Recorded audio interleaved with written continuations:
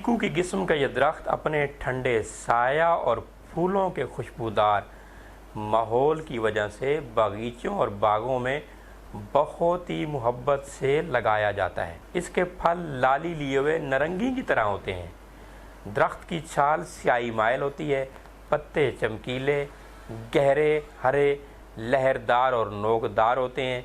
हर पत्ता 3 से 5 इंच लंबा और 1.5 इंच चौड़ा होता है। शाखों पर छोटे छोटे सफ़ेद रंग के फूल आते हैं। फूल लगभग 1 इंच लंबे होते हैं। फूलों में से नहायत खुशगवार खुशबू आती है। भंवरे इस पर हमेशा पागल रहते हैं।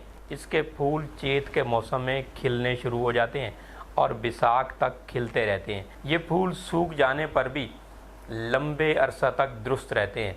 संस्कृत में इसके फूल को कैसर के नाम से भी जाना जाता है, लेकिन एक कैसर ज़फ़रान भी कहते हैं।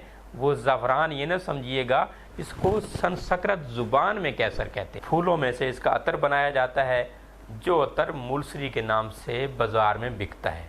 पुराने ज़माना में सिंगार के लिए इन फूलों की मालाएं बनाकर पहनी जाती थीं। मुलसरी का फल अंडे की तरह गोल, चिकना, चमकदार होता है। पक जाने पर वो फल पीले रंग का नहायत खूबसूरत हो जाता है। इसके अंदर से खरनी के बीज जैसा छोटा सा बीज होता है। फल का गोदा कसीलापन लिए हुए मीठा होता है। बच्चे इसको बड़े शौक से खाते हैं।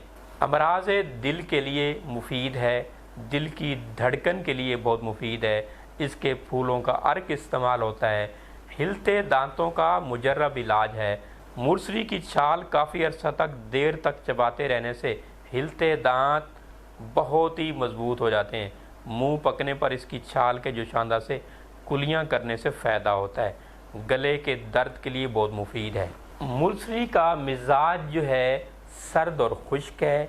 जोशांदा 6 से 15 ग्राम इस्तेमाल कर सकते हैं। मुलसरी के फल जो हैं जितना आप हज़म कर सकें उतना इस्तेमाल कर सकते हैं। मुलसरी जिसे बरसोली भी कहते हैं, सूरीनम मिडलचर भी कहते हैं, बुक्कल भी कहते हैं और मशहूर नाम जो है मुलसरी है।